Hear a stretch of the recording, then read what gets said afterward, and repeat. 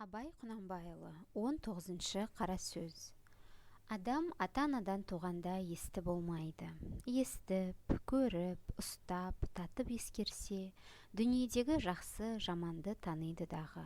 Сондайдан білгені, көргені көп болған адам білімді болады.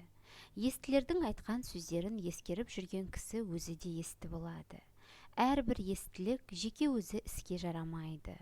Сол естілерден естіп, білген жақсы нәрселерді ескерсе, жаман дегеннен сақтанса, сонда іске жарайды. Сонда адам десе болады.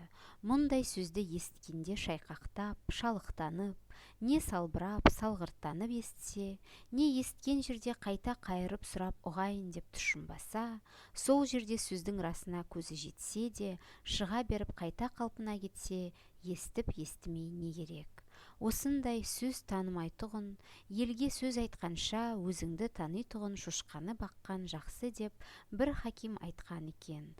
Сол секілді сөз болады. Абай Кунанбаев. Слова назидания. Слово 19. Дитя человеческое не рождается на свет разумным, только слушая, созерцая, пробуя все на ощупь и на вкус, оно начинает познавать разницу между хорошим и плохим.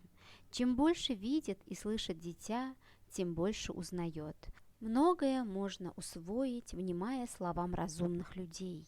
Недостаточно обладать разумом, только слушая и запоминая наставления знающих, избегая пороков, можно стать полноценным человеком. Но если человек постигает мудрые речи, неуместно восторгаясь или наоборот вяло, рассеянно, не переспрашивая непонятного, не стараясь вникнуть в суть сказанного, или же не делает для себя никаких выводов, хотя чувствует их справедливость и пользу, что толку от того, слушает он или не слушает? О чем говорить с человеком, который не знает цену слову? Как сказал один мудрец, лучше пасти свинью, которая признает тебя.